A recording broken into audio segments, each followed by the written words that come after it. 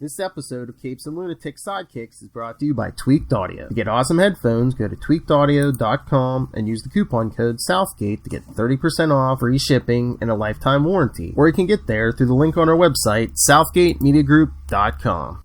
This is Luca Perich, and you are listening to the Capes and the Lunatic Sidekicks podcast. I'm here for Peter.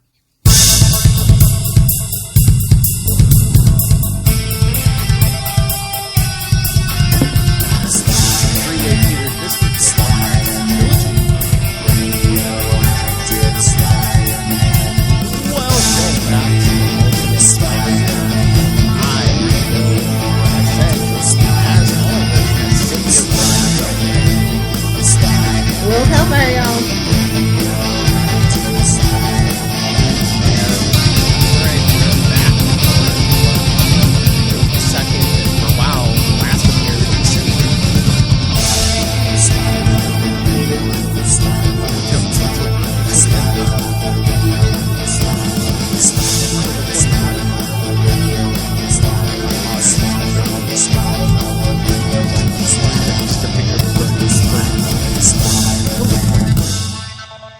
Until the 2020. Oh my god. Alright, so so I swear it doesn't say this anywhere on any of these issues, but in the synopsis for the first one it says part 1 of the Sin Eater Through Hell story arc.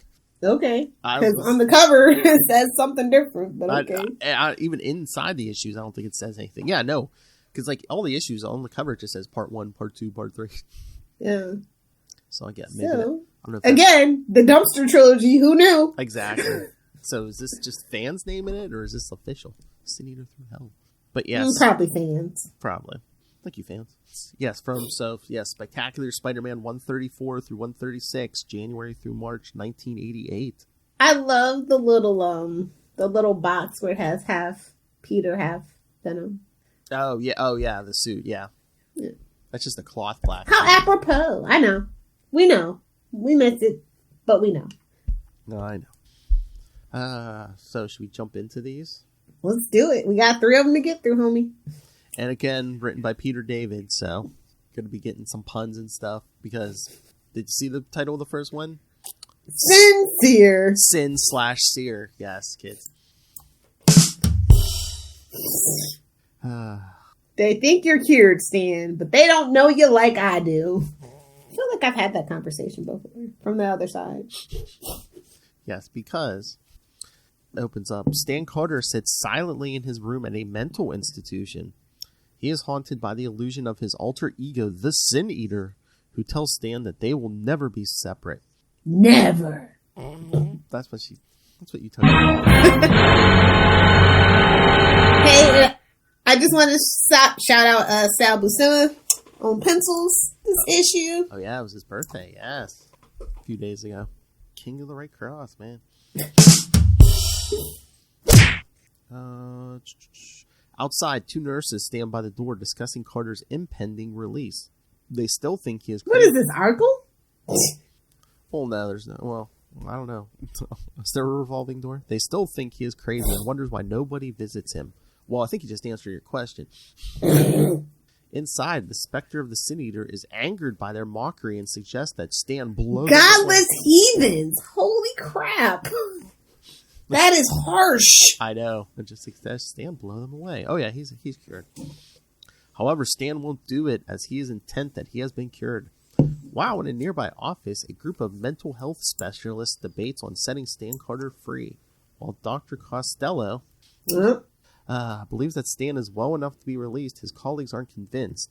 As they deliberate, Dr. Lopez isn't familiar with the case. His colleagues, well, here we're going to sneak in a sum up of last episode. We have a responsibility to society. We're living in a society. Tell me what time it is. And I'm tired of pretending that I don't. Sorry. His colleagues explained that Stan Carter used to be an agent of S.H.I.E.L.D. He was part of an experiment to test out the drug-enhancing properties of illicit drugs. MK Ultra mind control? I mean, they're straight up doing the CIA storyline? Cool. Couldn't just set up a camera in a bad neighborhood? The drugs drove him berserk, and ultimately he was discharged from S.H.I.E.L.D. after the drugs were seemingly purged from his system. Seemingly. He ended up becoming a detective for the NYPD. Tragedy struck. Because they'll hire anyone, apparently. Oh. Well, in the Marvel universe. If they're not Stacy, they're worthless. Their last name's not Stacy, they're worthless. Let's just remember that. It's like Gotham. They'll hire anybody. Tragedy stuck when Stan's partner was killed in the line of duty. This caused a bout of depression and alcoholism that reactivated the drugs that had been laying dormant in his system. Deciding to kill those he thought were responsible for the corruption of society.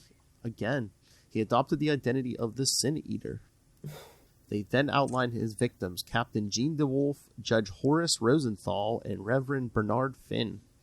He was, again, this was all last episode. He was eventually captured by Spider-Man and Daredevil.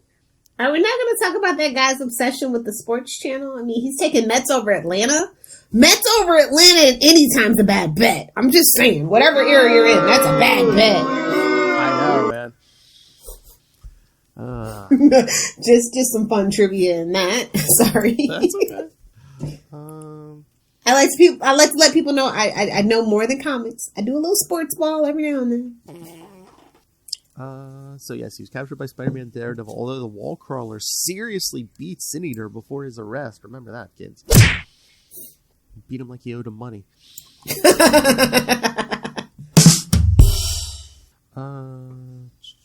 Concluding their review of Carter's case, Dr. Costello concludes that S.H.I.E.L.D. examined him and gave him a clean bill of health with no chance of a relapse. No chance of a relapse? S.H.I.E.L.D. saying this? S.H.I.E.L.D.? I know. Since when they can't even keep their own ranks and okay. Seriously. Well, sure. Moral of the story is let that poor old white guy go. That's all. Yeah, government. That is all. A government agency is going to tell people who's sane and not. Okay. Oh, elsewhere, Batman is not brooding, but somebody's in a bikini. No. But oh yeah, they also intend to keep an eye on Carter and make sure he continues regular counseling sessions. Back in his cell, Carter continues to ignore the taunts of the Sin Eater when Dr. Costello enters the room. When the doctor asks if Stan would like to go home, he tells Costello that he would. Now I want to stay here with your terrible food and your crappy bed. Bad TV. Okay, here's what Lilith was waiting for. Meanwhile, at the apartment shared by Peter Parker and his newlywed wife, Mary Jane, Mary Jane sets up an automatic camera to take photos of herself in a bikini. I keep telling Peter he's wasting time taking all those news photos. Are they trying to get into the hustler business? Hey-oh. Fire. She hopes to convince him to give up his job shooting photos at the Daily Bugle and pursue a career in photography for modeling agencies. He is a terrible photographer. Are we forgetting this? And he was a nerd. Like, he was a nerd. He's got a point and shoot camera. Nobody takes. If you're a true photojournalist, you ain't using a point and shoot. He needs a. And how is your point and shoot blurry? They literally do all the timings for you. He moves too fast. Hey-oh. Hey-oh. Oh, look at him creeping up on the wall. I think that's one of my favorite panels, actually. Like, what a creeper. He's a creeper. He snatches her up, you know what I'm saying? Whoa. He does, right from the couch. Nobody tell Ron. She's like, you brute, you put me down this. Oh, no, she gives the Homer donut sound. What's going on to that ceiling? Were they dancing on the ceiling? If by dancing you mean hugging each other with their clothes off, probably. The mommy and daddy hug. Is that what you're saying? Moving right along to this poor, unfortunate soul. Sarcasm. Hopefully you can hear that. She hopes that these racy photos will help convince him. Oh, she's trying to convince him with her body. However, as she poses for the photos, Peter sneaks up on her by crawling on the wall and catches her by surprise. That web shooter's at full mast. Finally, that sticky goo's good for something. Hell, there's a drop. Nobody tell Rob. Elsewhere in the city, Max Dillon walks the streets, brooding over his many incarcerations during his career as Electro. Oh, God, why? Spider-Man cleans my clock. Hey-oh. Many of these arrests were thanks to the meddling of Spider-Man. Humiliated. Deciding to commit a robbery more subtly. Can we just shout out that the name of the jewelry place is Crown Jewelers? I'm just saying, Crown Jewels, get it? Get it? Oh. Always gotta be on the lookout for stuff like that. I mean, it could have been worse. Could have been the family jewels. Yes, Max enters a jewelry shop. There, Dylan puts a toy gun out of his pocket and demands the clerk hand over the jewels. I hope he painted it black on the tip. You mean red on That's the how tip? yeah. You don't have to worry. He's a white guy. Come on. Hello. That's at Nightwing PvP. The clerk scoffs at the gun, but Dylan uses What kind of crappy gun is this? I know. Well, Is he playing Space Rangers? Like, what? The guy laughs at the gun. Dylan uses his electrical powers to make the gun appear to fire a bolt of electricity. When the clerk's assistant comes out of the back room, he complies with Max's demands. But Meanwhile, not far away. Oh, sorry. Fine, you go eat raw fish. Hey-o. Peter and Mary Like, Jane. Phrasing. Exactly. Peter and Mary Jane are trying to determine where to go out for dinner. Passing a newspaper stand, Peter is horrified to see the news that Stan Carter is going to be released from custody. Peter is furious because Carter killed Gene DeWolf, and he doesn't care about the others. However, he said, "What's wrong with your boyfriend crinkling my newspaper?" However, Mary Jane tells you crinkled it, you bought it. Hey-o. However, Mary Jane tells her husband that he can't follow Carter everywhere to make sure he stays in line. However, Peter suspects that Stan won't need to know if he puts enough fear into the man. Oh my God, what are you doing? You're making things worse, Pete. This frightens Mary Jane, and although Peter apologizes, he still heads off to set his plan into motion. Back at his Later, hun. Oh, the disrespect. Gave her the hun. He got what he needed. Now he's got to go. Now he has to go do his second love, beating on Skells. Old men. Peter has I'm telling you, all his villains are like old guys. Hell. It's a thing. Back at his apartment, Peter calls Joe Robertson at the Bugle to get Stan Carter's address. Changing into Spider-Man, Spider-Man swings off toward Carter's apartment. Flip him away downtown. Okay, Babe Ruth, calling your shots. Tap him away downtown. Where's... He's got a PR man. Oh, no. I love this. He hates the fact that he had to leave his wife. Well, no, actually, he didn't have Did you really, though? Yeah, I don't think he did. Exactly. But thinks she wouldn't understand how Stan Carter duped him while he was investigating Gene DeWolf's murder. However, Peter wonders if this is about Carter's victims or his own pride. Thank you, Peter. Self-reflection inspection is good. Thank you for the job. Thank you, Peter. Soon, Spider-Man arrives near Stan Carter's apartment. Yeah. See you later, Blunky. Suck it, Conan. Whatever. However, Peter wonders if soon Spider-Man arrives near Stan Carter's apartment to discover that there is a media circus surrounding the building. The wall crawler is disgusted when he witnesses a personal agent addressing the throng of reporters. This convinces Spider-Man that he is doing the right thing, and he slips into Stan's apartment through a window. Neck snap! Snap. Give me the old Gwen Stacy. Oh! A thwip and a drop. There he confronts Stan Carter and is shocked to discover that Carter walks with a limp and speaks with a stutter. Unfazed by the hero's intrusion, Stan invites the wall crawler in for coffee. Discovering that Stan is also hard of hearing, Spider-Man asks how he sustained these injuries. Stan tells him that when Spider-Man attacked him, he broke Carter's jaw, clavicle, and inner ear, among other injuries. Ooh! Well, maybe he should be killing people. He assures Spider-Man... Unnecessary force is still unnecessary force, sir. I know. A superhero, unnecessary force, get out of town. In a black suit. Oh. Are you saying Wait a minute, was this social commentary on Batman and we didn't know it? Batman. Maybe. Who's writing this, right? He assures Spider-Man that he had gotten what he deserved for the crimes he committed. He liked it. Bad. Thinking that Carter is trying to lay a guilt trip on him, Spider-Man angrily lashes out, telling him that Stan is disgusting for trying to cash in on his crimes. Stan explains that the agent showed up and has been trying to represent him, even though he has no interest. He insists that he deserved every injury he sustained. However, Spider-Man orders him to keep away and leaps out a window. With the wall crawler gone, Stan is visited again by the illusion of the Sin Eater. What a dramatic exit, though. Can we just buy then? Again, Batman.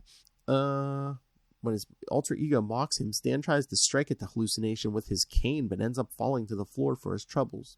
Oh, God. Not far away, Max Dillon continues his crime spree.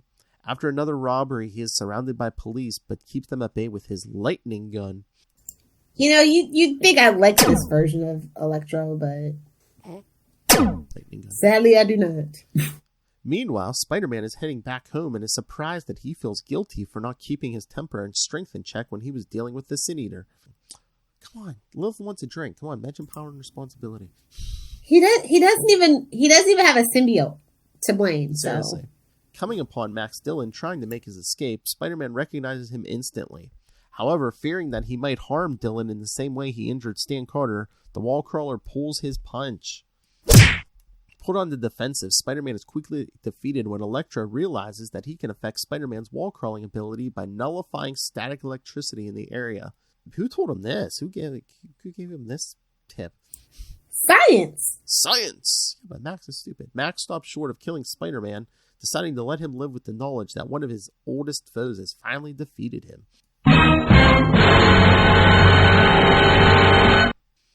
Idiot. So, Stan Carter and Elektra. A double team, if you will. Oh. A three-way. Ooh, talk about your devil's three-way. Allegedly. Oh, good Lord. It's on Lilith's hard drive somewhere. Oh, look at the cover, though. He's yelling, I did it. He's got, like, a bolt of electricity coming out of his hand, and he's got, he just muffed Spider-Man's face. So I'm just saying, there's innuendo there. Whoa. A few double entendres, if you will. Oh, more than a few. Oh, I love that this issue's title is Synthesis. Oh, God. Again, Peter David. Yeah, Peter David. He's no dumbass. Just for the puns. Do it for the puns. But yes, part 2 of I guess what we're calling Sin Eater Through Hell story arc from Spectacular Spider-Man 135. Can't it just be the Sin Eater 3-part saga? It doesn't roll off the tongue for you. I guess they're like, oh, that was the last arc called Sin Eater. So okay, touche. And it's 1988. Gotta differentiate. I guess. Hell, but shout out to Janet Jackson for doing the coloring. Janet Jackson, oh yeah. Good Lord. I was gonna say, didn't she still have a career at this point? But yeah, February 1988. Synthesis. Sin thesis. What did you write your thesis on? Sin. Get out. You and Matt Kona go have a dad joke off. Not yet. Soon though. Suck it, Kona. May. All right. So after witnessing the injuries he says the injuries he sustained to Stan Carter, shouldn't that be inflicted on Stan Carter? Spider-Man lacked the confidence to battle. It's fan sourced, Philip. Just deal with it. I know. Spider-Man lacked the confidence to battle Electro, leaving him defeated in the streets. Should be the title, Defeated in the Streets. As the wall crawler struggles to get back up, he recounts the series of events that led up to the humiliating defeat. So, basically summarizing last night. I come up before a fall. It is a great sin, after all. And rhymes, apparently. I try. So yes, he's recounting in his head, summarizing last issue. By this time, a crowd of people... In case you didn't pick it up. In case you couldn't find it on the newsstand or it was crinkled because some a-hole crinkled it. You crinkled my comic, you a-hole. By this time, a crowd of people began surrounding him, intent on unmasking the wall crawler. Before they can do so, Stan Carter comes and tries to disperse the crowd. However, when he learns that they are out for blood, he pulls out a shotgun and threatens to kill them all. Fearful of the man who used to be the Sin Eater, they all flee. Realizing that he was rescued by the man responsible for murdering Gene the Wolf, among others, Spider-Man is horrified that Stan would pull a gun on people. However, Carter... Go to Toys R Us, Acme novelties. Oh! Who is he, Wile E. Coyote? Yes, Carter shows the wall crawler that it is actually a toy gun. When the police arrive on the scene, Spider-Man flees and Stan surrenders himself to the authorities. He couldn't make it on the outside, see? Suicide by cop. I don't know the laugh. His body ablaze with agony, Peter returns to his apartment, chastising himself for being so easily defeated by Electro. Well, it could have been worse. It could have been Shocker. Oh, seriously. Could have been worse. Yes, it could have been Electro Light. Yeah, that's true. Stripping off his costume, Peter's skin has been singed to a bright red. He then hops into the shower and tries to get his mind off of things in the shower. I bet. Cool off. That's when his wife, Mary Jane, comes home. She tries to surprise him by joining her husband in the shower. He ain't in the mood, homie. And is shocked by how red his skin is. When she asks Peter what happened... Almost like he is Mary Jane and has red hair. Oh, now I can call you red. When she asks Peter what happened, he is annoyed and asks for some privacy. However, Mary Not Jane... from this wife. You tell him, Mary Jane. Lilith, you be that annoying nag trope all you want to. Lilith, did you appreciate you got Peter Parker in a towel and nothing else? I did. Something for everyone in this issue. Yep. However, got Mary Jane in the bikini taking risque photos, and we got Peter in a towel. Yeah. However, Mary Jane still presses on her husband to talk. Peter relents and tells her how guilty he feels for injuring Stan Carter. Mary Jane tries to console her husband by quipping that she loves him because he is more screwed up than she is. Damn.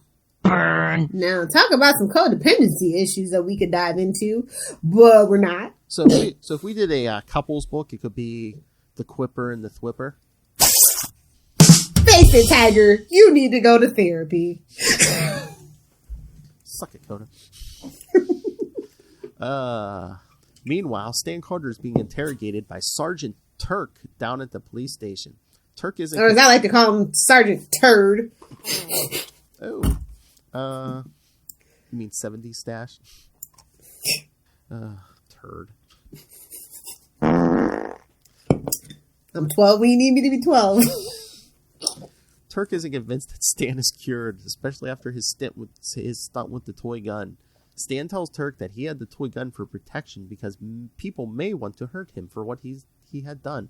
The whole time, the illusion of the Sin Eater taunts Stan to reclaim his violent past. That's the idea, you idiot. However, before the interrogation can go any further, Scott Rosenberg, the man trying to be Stan's agent, comes bursting through the room and demands that his client be released if he isn't being charged with committing a crime. I love how he's like, you hired this moron, Carter? He hired himself. Outside, Rosenberg tells Stan that he will handle the media. When Stan gets a cab, he tells Scott that he doesn't want to profit on his past crimes and does not need an agent representing him. Rosenberg asks Carter to reconsider as he needs someone to run his life from now on. Who's he, Britney Spears? He's like, you already got someone. Well, don't joke about that. That's sad. I know. Free Britney. Really, seriously, it's effed up. Behind Scott stands the illusion of the Sin Eater, who sarcastically boasts that Stan already has someone watching him. Without another word, Stan leaves the scene in the taxi. It's me, your biggest fan, Stan. Sorry. Only 90 kids get that reference.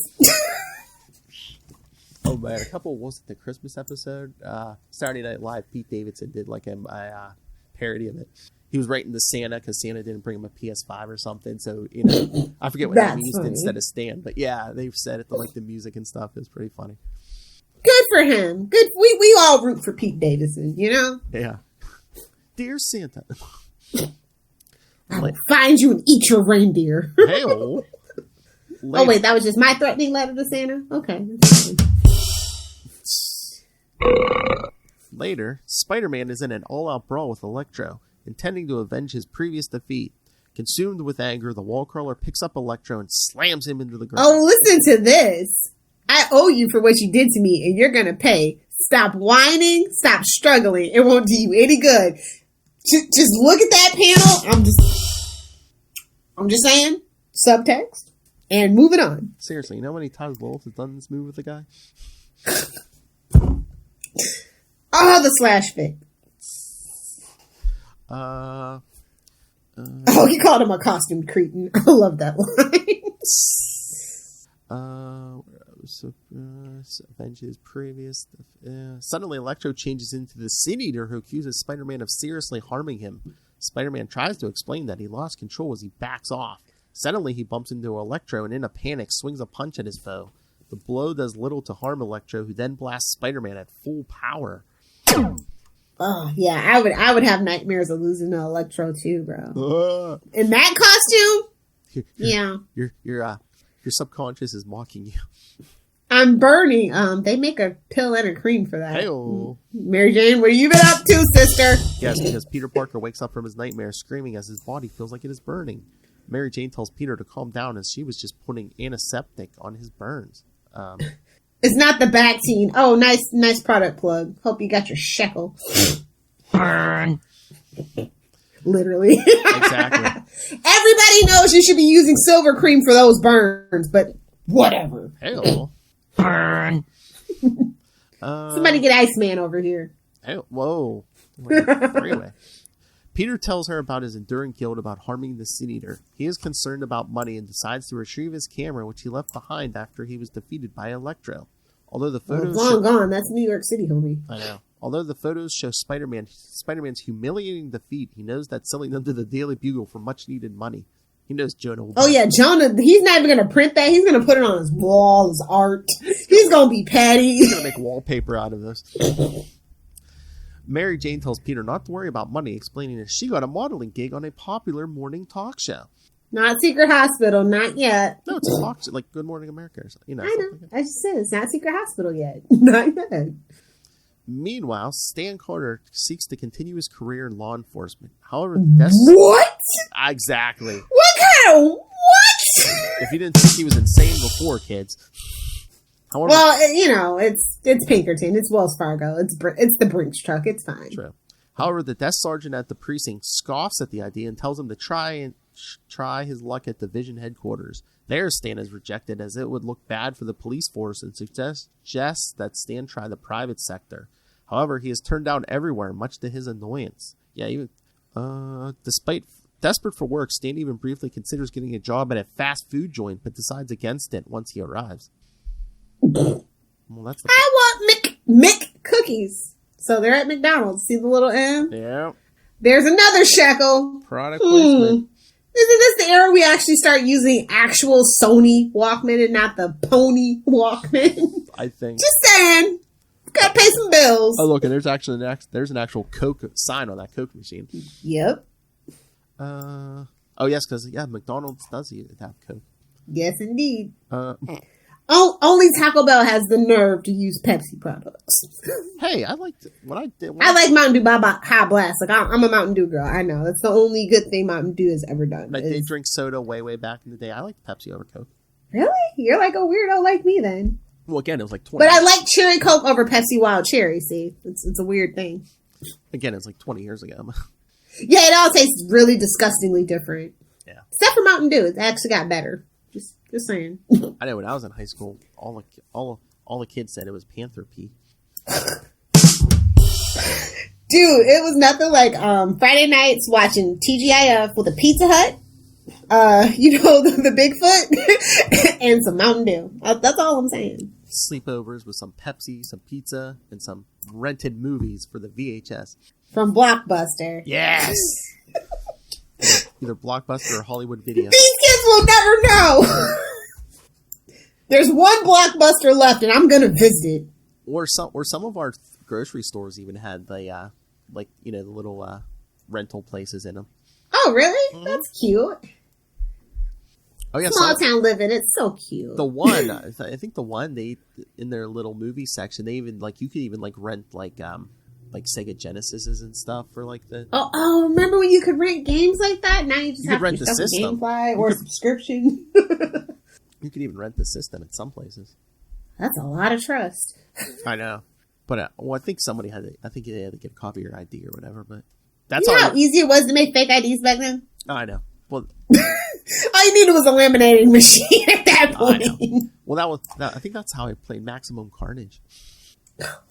It's like, I'm not going to buy it. I'm just going to test it. Oh, yeah. We got a sleepover. We just was like, yeah, let's rent this thing.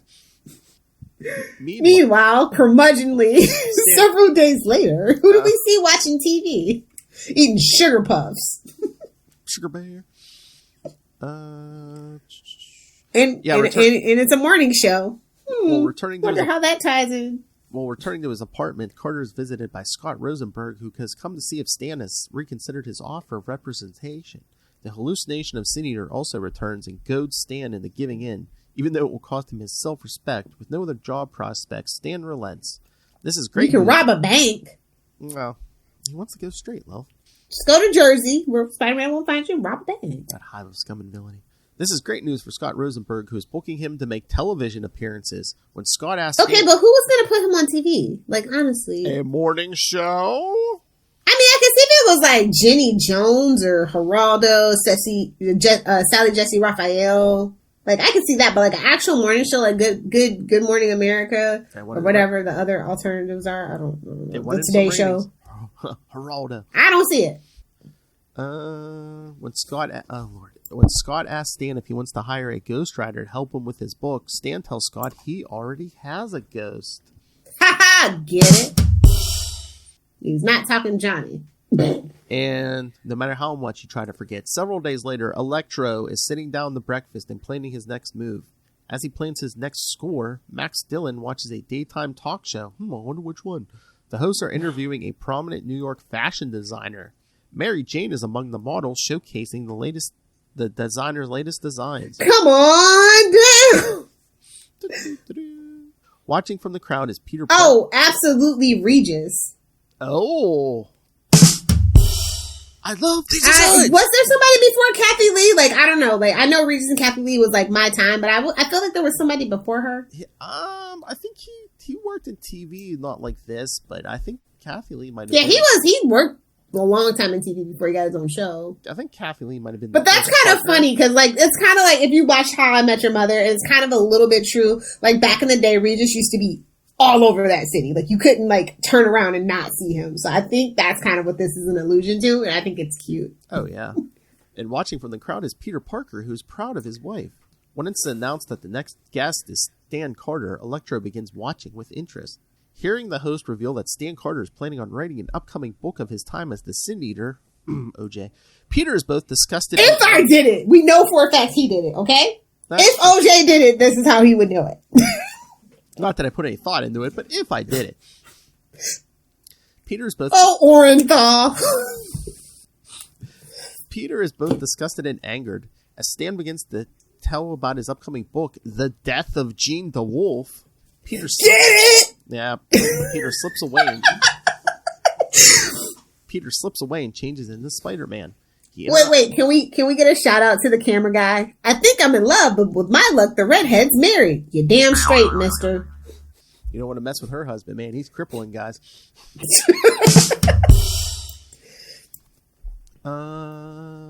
He interrupts the interview, calling Carter a liar, and as he is now cashing in on his crime. Seeing this on television, Electro decides to head to the studio to destroy Spider-Man once and for all.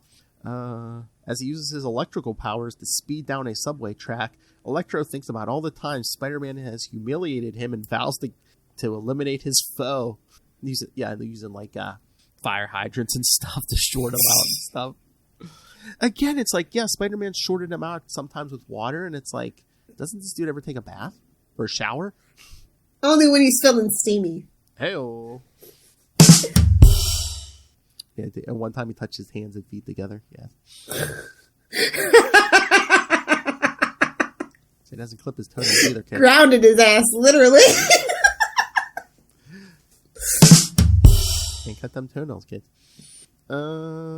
Back at the television studio, Spider-Man continues to berate Stan Carter on live television. Watching from backstage is Mary Jane, who wonders what has gotten into her husband.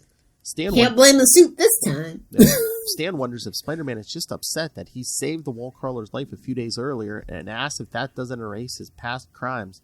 When Spider-Man tells him he can't wash away the blood on Stan's hands, his evocation of Jean the Wolf's name causes Stan to lose his temper. Stan, Don't talk to me about Jean. Yeah, Stan tells Spider-Man that there isn't a day that doesn't go by that he doesn't think about how he brutally murdered Jean DeWolf. He reminds Spider-Man that Jean was special to him as they were lovers. Bull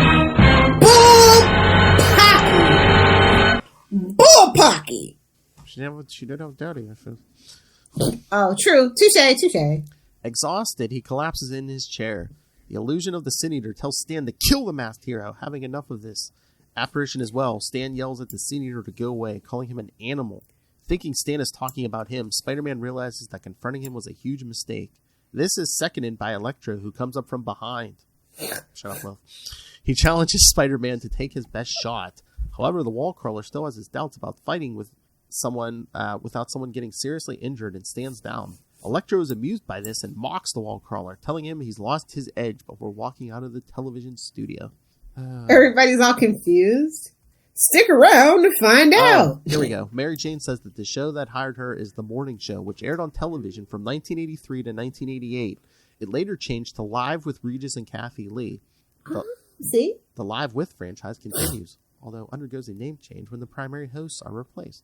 No shade to Kelly. I haven't watched in a decade. Yes. The hosts of the show are identified as Regis Philbin and Kathy Lee Johnson, later Gifford. They were hosts of The Morning Show at the time the story was published. Nice. Kathy Lee left the show in 2000, while Regis... I remember. while Regis retired from the position in 2011. So, for those of you... She should have just hired her husband. Like, I hate Ryan Seacrest. Seacrest, out. So, yes, for those... No, Seacrest is not out. I know. For those of you who may be too young to remember or don't live in this country. Who could that be? Who's that lady? No, that's even too old for Phil. That's too old for Phil. Come on, I was talking about Aussie Fanboy. I know. Out of the pouch. Boing. Oh, All right, so should we get to the next one? You just don't got the juice. Best quote of the issue. He's laughing on his way out. I don't know. Sometimes he amuses me. Sometimes. He spits, yeah. But yeah, Spider-Man defeated Electro with a fire hydrant in Amazing Spider-Man Annual 21, which we covered, the wedding issue.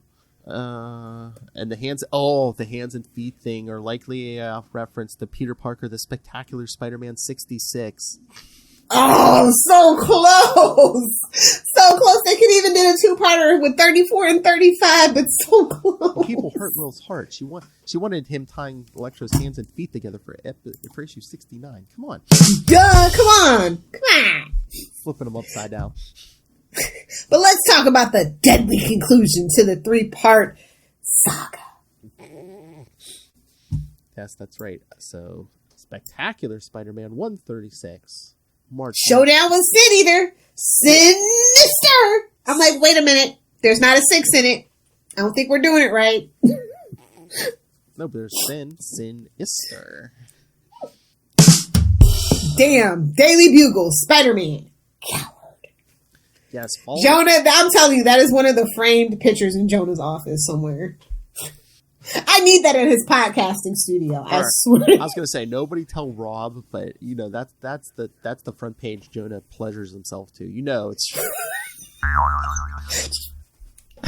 that's what he wakes up to in the morning. A cup of coffee and this picture. Just I'm a star.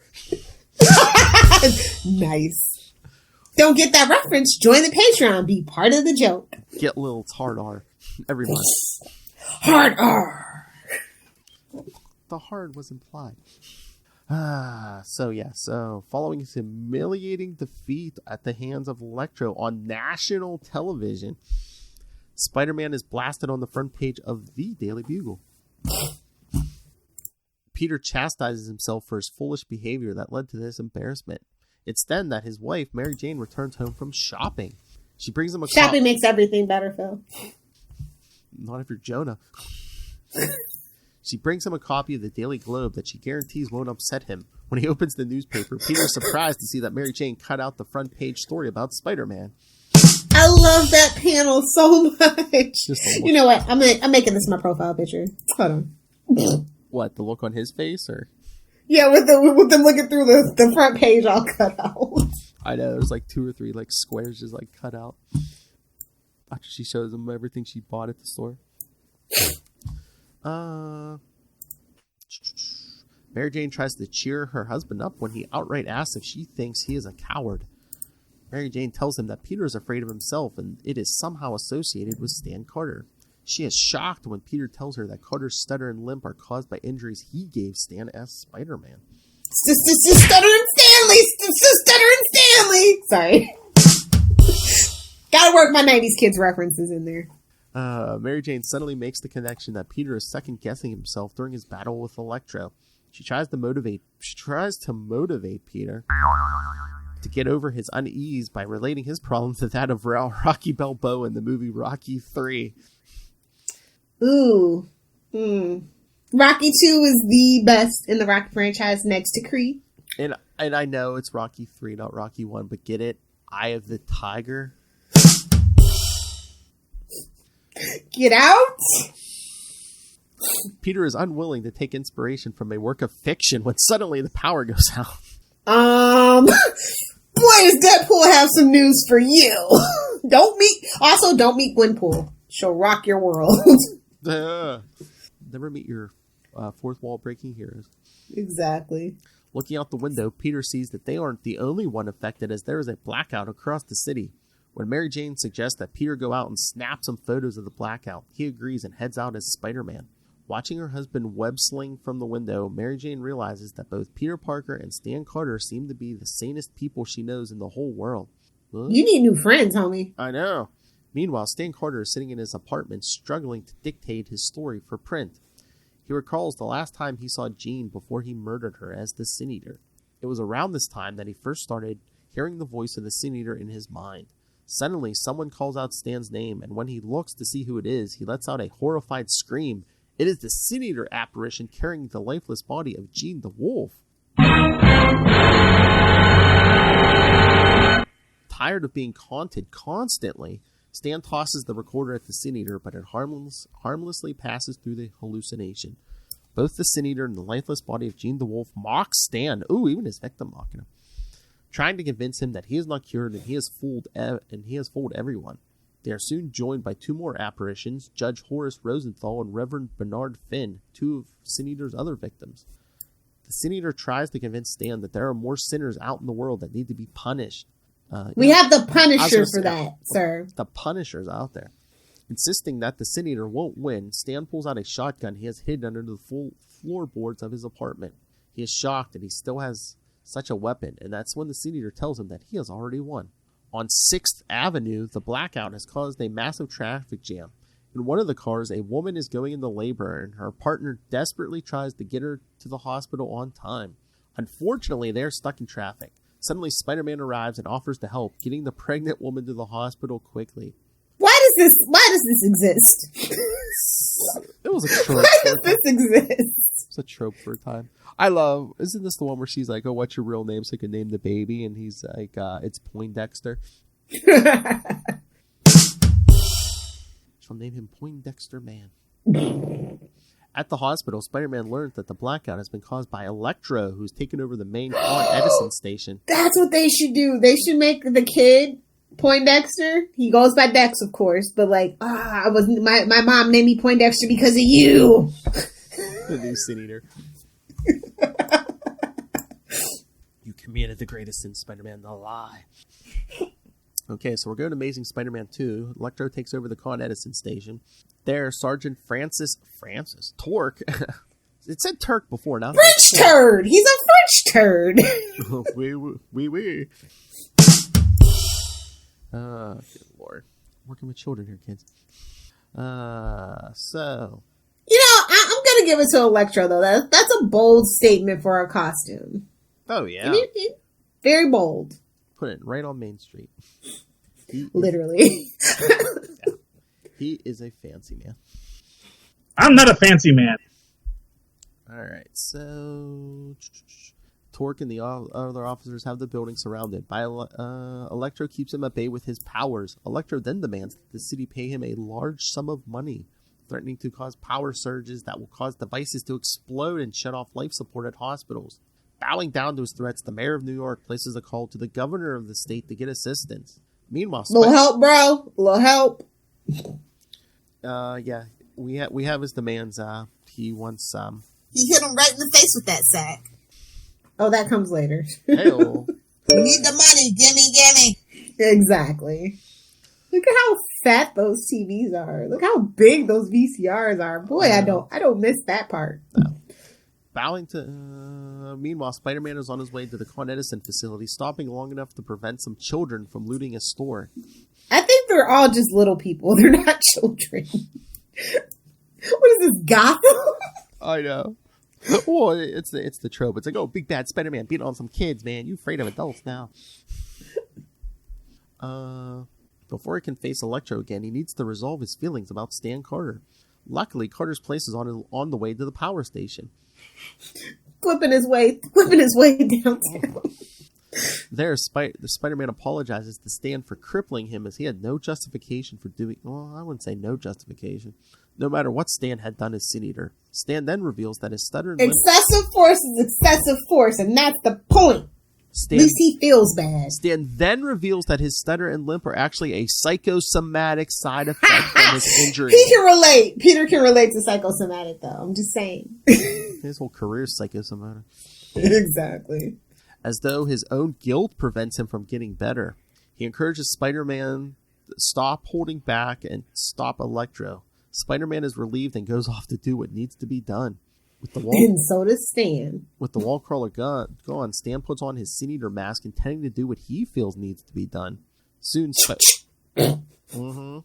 Spider-Man arrives at the scene and is told not to get involved by Sergeant Torque. However, who do you think you're kidding?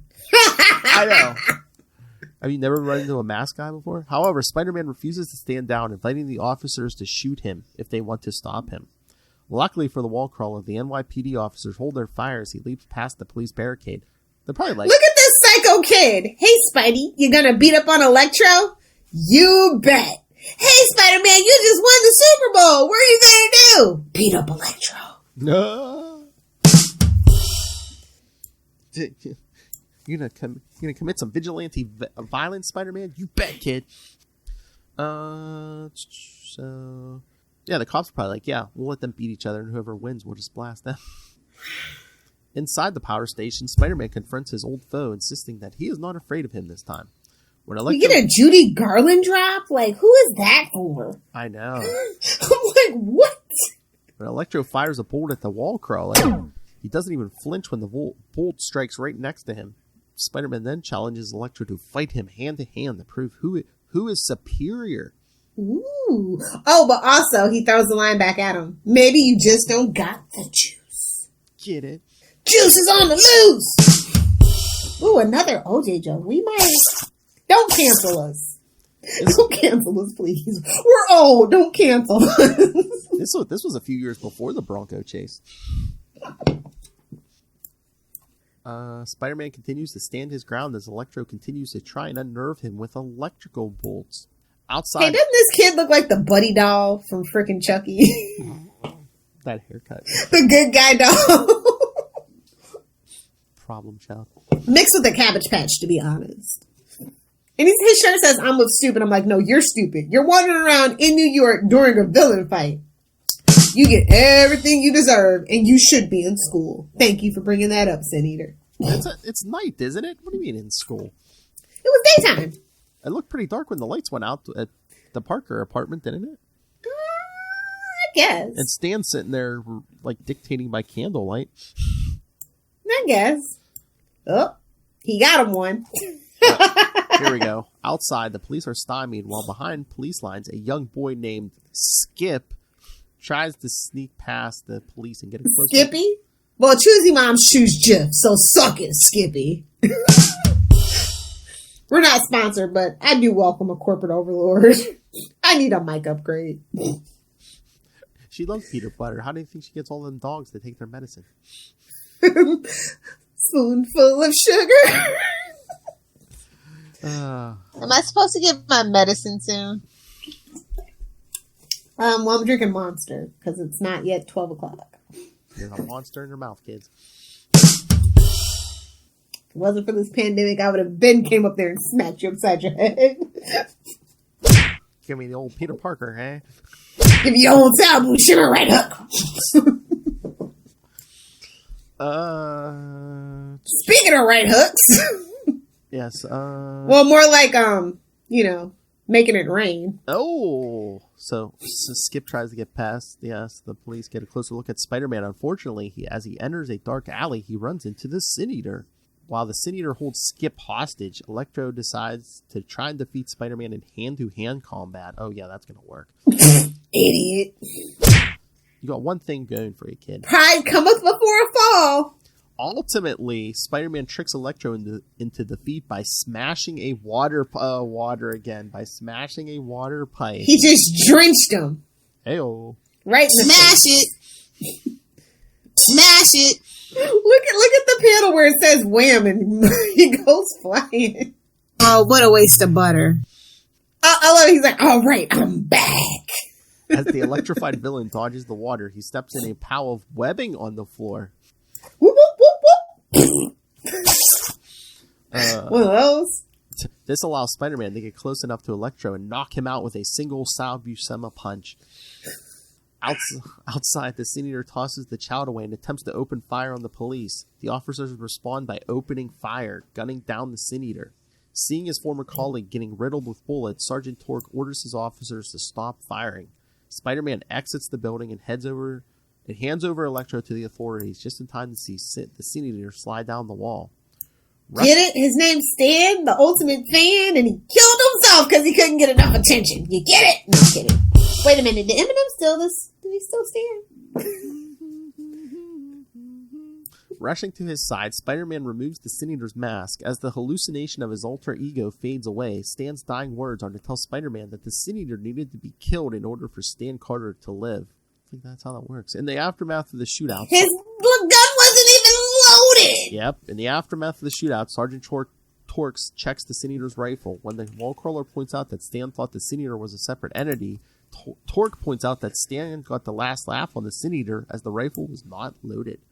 But don't worry, kids. If you didn't enjoy this one, don't miss the pulsating return of Spider-Man's deadliest foes. One of Spider-Man's deadliest foes, the tarantula. Oh, yes. That's a two-part story. Just, don't worry, kids. We're never going to get there because it's a two-part story. And in part 2, the John Walker Captain America shows up. So guess what? Lil's never going to do that story. He had his time. If he wanted to talk that story. We did like a whole 8 weeks of that. So, never again. But that one's funny because it must take place around Amazing 300 because in part 1 he's wearing the black suit and then in part 2 he's wearing that red and blue suit from Germany. So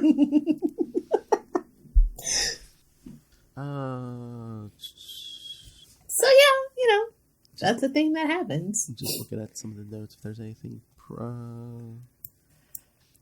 This was kind of ballsy though, don't you think? Oh yeah. He's got the kid on the cover. I know, just like that's all the cover is. Sin Eater got the gun to the kid. I know. Stay back, Spider-Man, or I'll shoot this kid. It's like, well, Frank Miller didn't write it, so I'm not that worried about it. Why are we giving Frank Miller such crap? We should be giving Bendis crap. I decided to give Bendis a break, so we're just kind of on a Frank Miller riff right now. I mean, it's better than Charlie's Alan Moore grudge. But... So, I mean, did Peter David not want anyone else writing Sin Eater? Because he, after 2 stories, he kills them off. And, thinking, he's like, this is mine! Nobody can play with them. And now, in the last year or so, Marvel's like, screw you, old man. We're going to resurrect him from hell. To varying degrees of success, I mean, it's an interesting premise, but I don't know. That's just not what Spider-Man villains are about, yeah. I guess. A little dark. I mean, it's fun to try new things, but at the end of the day, he did end up going back to more of a status quo with the villains. So. I mean, yeah, and Peter David wasn't over there, but I mean, if they would have kept him alive, and especially since he was in the first story, this would have been an interesting Daredevil villain. I agree. Definitely more of like the religious themes of torture and a man apart, that whole thing. Yeah, definitely. More like a street thug. Yeah. Exactly.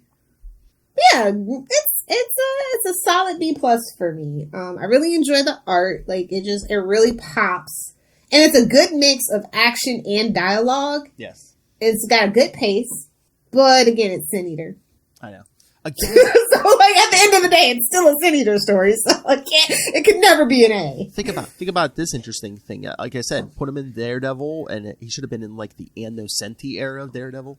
Ooh, he could have even been a good foil for Punisher if they wanted to like go that route too, because diametrically opposed. Oh yeah, Punisher would have to take a look at himself and say, "What's the difference between me and Stan Carter?" Well, depending on who's writing him, competence, as we've discussed previously.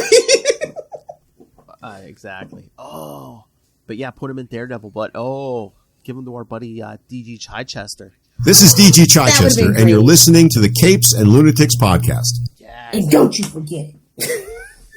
We'll have to invite him back for some of the Daredevil stuff. He's a great interview. Oh yeah, he is. But yeah, like this is a good era of Spider-Man. It's not. I don't know, it's not like cheesy cash grabby. Like we got a really good long run of not having like cheesy cash grabby crossovers, which is always nice. Modern Comics could never. Again, if this arc had a title, it wasn't on any of the covers or the interior page. Fans are the best, aren't we? We just fan wake something to in existence. Somebody who's too lazy to do their own notes just speaks it into existence. I'm just teasing you though. Again, if Modern Comics have anything, the title of this arc would have been half the cover. It would have been like branding. Sin Eater from hell. But yeah, no. That was kind of a light Spider book week, and it's going to continue to be a light Spider-Man book week. Did you read Amazing 58? Yeah, I get all the Spider books. I figured. Well, I'm not spending money on DC. What else am I going to do? I'm not reading X-Men anymore. What else am I going to do? There's only so many indie comics, that are good. So it seems like they're trying to retcon everything back to the way things were. Again, Peter and Mary Jane may be getting closer, because did you see the cover for number 60 coming up? I don't think those are tentacles. and Harry was trying to get back together with Liz. What? I don't like that. They can keep that. I don't think those are tentacles.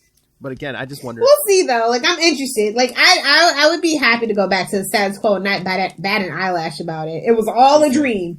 You can give me a who shot JR. I don't care at this point. Well, did you get some evidence too about our theory? It's like maybe it's not, maybe Kindred isn't Harry, because the lady doth protest too much, and that's just not good storytelling. But and modern comics. Well, and little Normie shows them, Harry is still hanging on to some Green Goblin gear. It's like, why would he need Green Goblin gear if he's Kindred? Daddy issues. That's always the answer for him. But why won't you love me? I pumpkin bombed the city. Why won't you love me? Amnesia and bad hair. What a great family to be born in. Well, they are billionaires. So. Again, what if it turns out it's not Harry under that mask? What if it's Flash? I hope it better not be. I'd be disappointed. What about Flash? No, we worked too hard. I know, but who else would make an impact on Peter? Like Gwen Stacy, back from the dead. Oh, and this time she's got an axe to grind. Put that in the atmosphere. And I'm pregnant with this baby. Maybe that's why the focus is on Harry so much, because we got another Osborn coming into the universe. I don't know. Stranger things have happened. Oh my god! But don't say it's original Gwen Stacy. Then we're gonna get a Gwen Stacy versus Gwen Stacy fight. And I'm okay with that. Oh my! You know I'm okay with that. That's the only reason why I'm putting it into the universe, homie. Only reason. Battle of the Blondes. Oh my god! Battle of those hairbands. Hairbands are essential. Anyway, on that note, tell the kids what to do for their homework. All right, so let's bring up the schedule here. I believe I know what's next. And Ray, you didn't send us feedback this time, but I know you're going to want to send feedback next time, because it's only one issue. So nice. Well, one nice quick read, but also the topic. All right, what issue are we discussing next? Next time, we will be discussing Little Hellfire, Spectacular Spider-Man 139, The Origin of Tombstone. Aussie fanboys. Colossus's bastard child. It's fine. Aussie fanboys cheering. And then after that, it'll be the end of the month again. Time for that Scarlet Spider Sausage Fest, or should I say Scarlet Spider Pants? What the F? That's right. You're welcome. That's right. So for the Scarlet Spider episode, Web of Spider-Man 125 and Spectacular Spider-Man 225. The first appearances of the 90s Green Goblin. And of course, like I think wait a minute. I didn't okay that. Hobgobble Gobble is my territory. I did not okay this. Oh, we have stuff good for Hobgobble Gobble. But, yes, and I think we mentioned it briefly last time. In March, it's going to be our Punisher month. Woohoo! We'll be covering Amazing 129, the first appearance of the Punisher, of course. Punishment? I don't know. We'll work on it. March. Followed by Amazing Spider-Man 201 and 202. Followed up by Spectacular Spider-Man 140 through 143. So that'll follow up on that Spectacular 139. And, it's a long month. So, yes, then we get Amazing Spider-Man 330 and 331. Ooh. Punisher drawn by Larson. Yeah. And, yes, and then that will end the that month with another Scarlet Spider episode, The Trial of Peter Parker. Oh, I'm going to have to actually remember to leave feedback for that one. You keep threatening. Do it for your boy. I know. Actually, I should give back. As much as Ray gives back, I should give back. Hey, I should be like, you know what? If Ray promises to be topless, will you send feedback? It's not topless. It's just a tank top. Don't kink shame me, bro. All right. We ready to get out of here? Let's do it. Let's pay those bills. All right, everyone. So, yes, send your thoughts on all that upcoming spider goodness. Email us, capesandlunatics@gmail.com, or call the voicemail, 614-382-2737. That's 614-38-CAPES. And remember to follow The Ultimate Spider-Cast on Facebook, Twitter. You can find links to all the various social medias for all of the shows. You know, The Devil You Know. We are the Better than the one you don't. No. Sector 2814, the upcoming Green Lantern podcast. But find links to Patreon for the Lilith Hellfire's Hard R. Links to merchandise. Links to see, look. Stay hydrated. We have cups. Why don't you? Links to everything, all in one place. That's Linktree, linktr.ee/capesandlunatics. And remember, please support the sponsors. Stan Carter really could have used some tweaked audio. Yeah, he needed to be able to hear in crystal clear HD quality. Hear back those muttering words he spouted into that tape He recorder. even had a coupon. True. Southgate. And once again, the big theme, it seems, of most of our podcasts, go get Hunt a Killer. Be like Spider-Man. Be like Batman. Be like Daredevil. Hunt those killers from the safety of your own house. It's an escape room in a box. That's right, Lil Hellfire. And we also have a code Southgate for that one as well. That's Who right. would have thought? It's like a coupon you could use twice. And for those of you who like to read, go pick up Hunt a Killer. Pod Life the book, now in digital and paperback. The little Hellfire story, Hunt a Killer. That's true. Be a killer. But yes, Pod Life the book. Learn all about the journey of podcasters, the experts. And of course, Rap Southgate. It's in there too. That's right. So pick that up. And you can get that on Amazon. And when you pick up that and all your old comics and Valentine's Day presents and whatever, use the code for Southgate Media Group right down there in the show notes. Get your wife something. That's like the best job. I love that job. I know. He's just like so enthusiastic. Give your wife something. Poor Charlie. I'm going to do what I want to do. I recognize intercourse. Why? Why do we have that drop? Him and Moz. That's pretty much just the question at this point. Why do we have that drop? Him and Moz. Is it in the butt? My knockers Those two are can't be fully left frosted. alone like we can't be left alone, apparently. No. My knockers are fully frosted. But on that note, if you guys want to hang out with me, I am live tweeting more in the year 2021. So come find me. Might be live tweeting a show you like at Lilith Hellfire. For puppies, smoothies, and cold pressed juice recipes, please feel free to follow me at Lilith Hellfire 86. And if you want some of those sweet, sweet memes, at Lilith Hellfire 69, TikTok, and the gram. I never disappoint. I try not to. Like, I don't feel like they went in deep enough. Get there from all sides. Oh, I thought you were going to do the oil yourself. Oh, okay. Oil yourself up and slip into it. Oh, what a waste of butter. I don't think that was a waste of butter on the ceiling, but... Hello. On that note, we should go. Not right now. Not without supervision. All right, everyone. Thank you for joining us. Psychosomatic.